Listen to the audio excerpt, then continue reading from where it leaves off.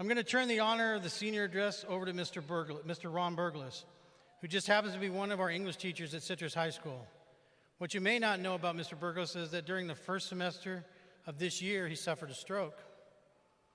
Since that time, Mr. Burglas has worked tirelessly to rehab, and a few months ago, he reached out to me and asked me if he could speak at graduation.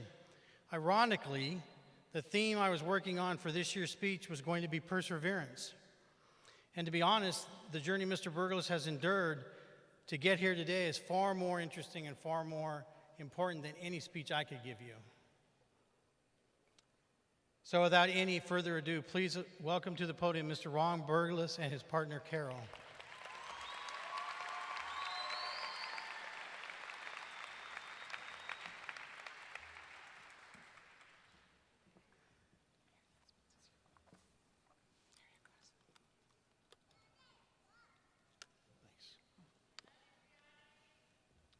Hi, guys. Want to address the microphone?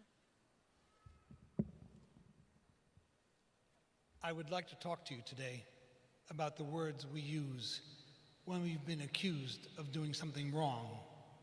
And those words are, I didn't mean to do it. You acted without thinking at that moment, right? And it got you into trouble, right?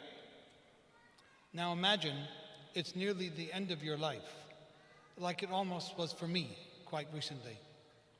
And you ask yourself, why is my life such a mess? Are you going to say, I didn't mean to do it?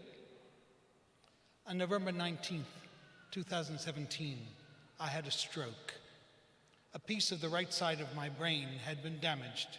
We still don't know why, cutting off communication with the left side of my body, which left me paralyzed.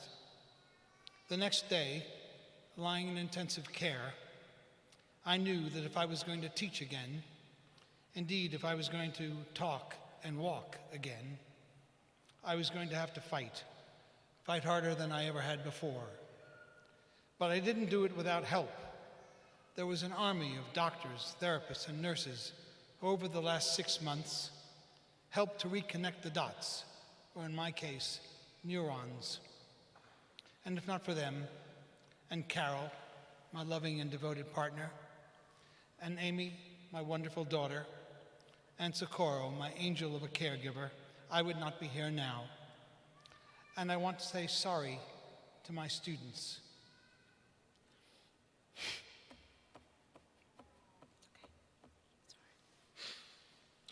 For not being there for you.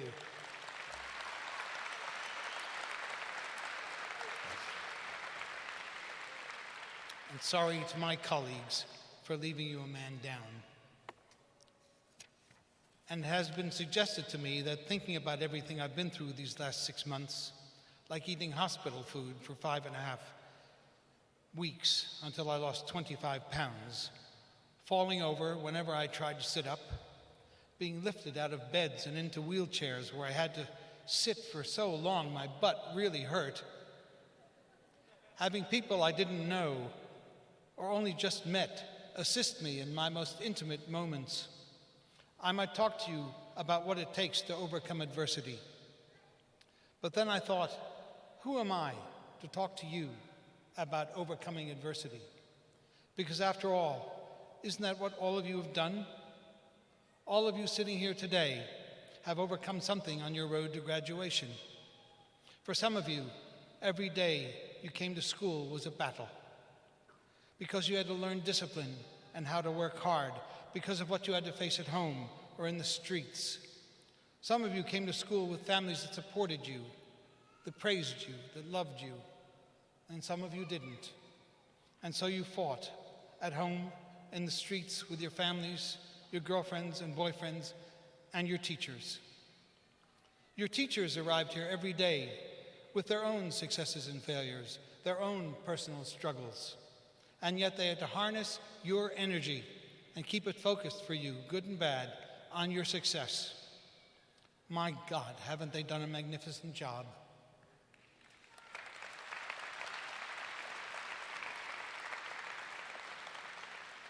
What about your counselors?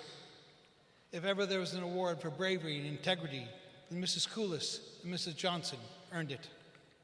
And while they were guiding you, the men and the women in the office, headed by Mr. Campbell and Mr. Bunton, were organizing your lives professionally, humanely, and expertly. And let's not forget Julie and Walt, who protected you from others while protecting you from yourselves. And Ricardo, my dear friend,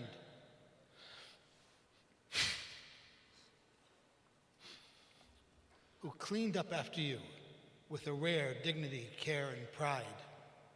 We all fought the good fight to get you here today.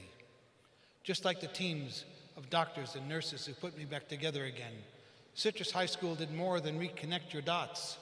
They saved your life. Yes, we save lives at Citrus. And yet, where are we in the grand Fontana scheme of things? How are we seen, if we are seen at all? Let me tell you, Citrus High School should be a refuge for every junior and senior in the district who have lost their way.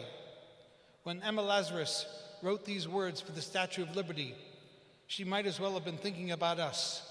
And I quote, "Give me your tired, your poor, your huddled masses yearning to breathe free. The wretched refuse of your teeming shore, send these, the homeless, tempest-tossed, to me. Fontana, isn't it time you send us more of those students who need us so badly? Citrus works, and we'd work better with more students." Speaking of students, why do you give your teachers such a hard time, guys? When all they were doing was working for you. Maybe the bigger question is, why do you give yourselves such a hard time? I can't count the number of times I've spoken with students outside my classroom door and heard heartbreaking stories of being misunderstood, of being used, abused, and discarded. I've watched so many of my female students lose their hearts to boys they were so in love with. Boys, because of their own insecurities, tried to control them. Ladies, no dejes que un hombre te controle nunca más.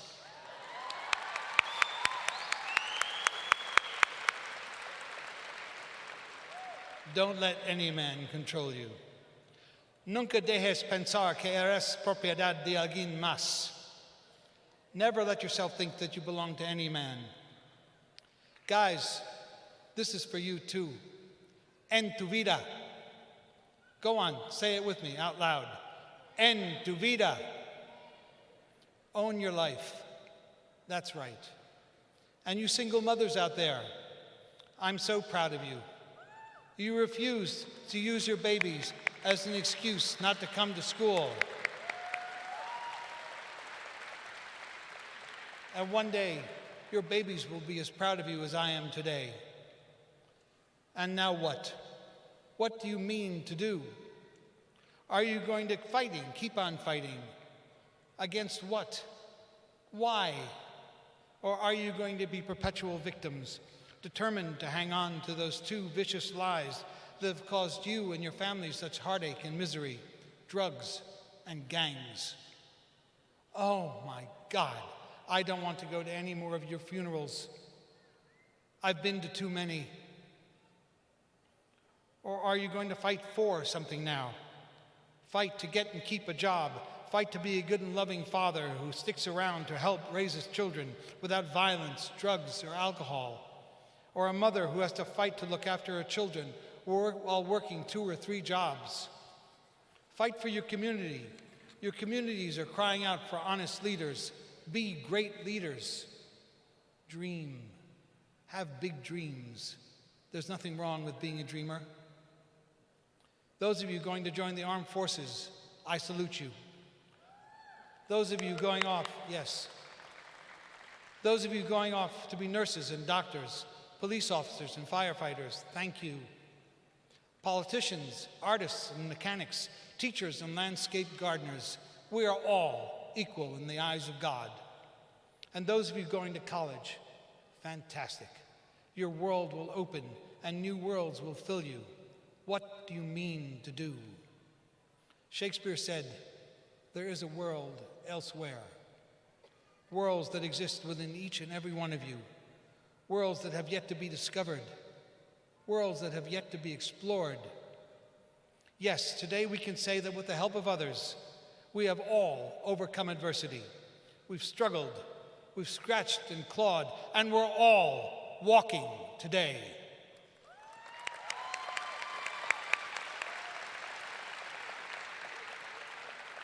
But more to the point, the reason for this day, the reason why we are all meant to be here today is to celebrate you, because you are, finally, the Citrus High School graduating class of 2018. Thank you. That's great. And now, ladies and gentlemen, Mr. Campbell again.